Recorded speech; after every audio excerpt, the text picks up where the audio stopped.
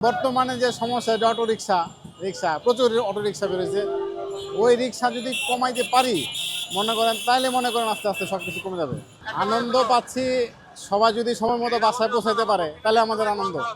কষ্ট হচ্ছে ওই যে গাড়ি সরতে বলি সরে না, কথা শোনে না। অনেকে আবার মনে করেন আইন প্রয়োগ করতে গেলে বলে কেন আইন প্রয়োগ করতেছেন, আইন প্রয়োগ না করলে তো ড্রাইভার কথা শুনবে না, তারা তো সময় মতো যাইতে পারবে না, বোঝে না।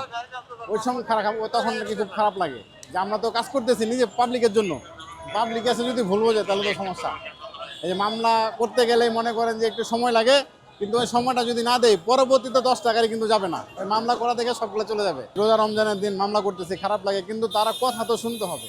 অ্যাটলিস্ট আমি সামনে দাঁড়িয়ে আছি, আমার দাঁড়িয়ে থাকা সত্ত্বেও সে আমার কথা শুনতেছে না। মামলা যাতে এই মাত্র যেটাকে মামলা দিলাম, আমি সামনে দাঁড়িয়ে আছি, তারপরেও সে এখান থেকে যাত্রী তুলতেছে। এই জিনিসটা খারাপ লাগে। তো বর্তমানে যে সমস্যা এটা অটো রিক্সা প্রচুর অটো রিক্সা বেরোছে। ওই রিক্সা যদি কমাইতে পারি তাহলে মনে করেন আস্তে আস্তে সব কিছু কমে যাবে। এই যে অটো রিক্সার ড্রাইভাররা, ওরাই অনেক সময় কথা শোনে না, ওরাই অনেক সময় আইন মানে না, আমাদেরকে অসম্মান করে কথা বলে।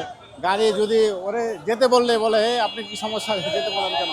তখন বাধ্য হয়ে আমরা ওটা ডাম্পিং করতে অথবা তারটা ছিঁড়ে ফেলতে, তারপরে অনেক সময় মাফ করে দেয়।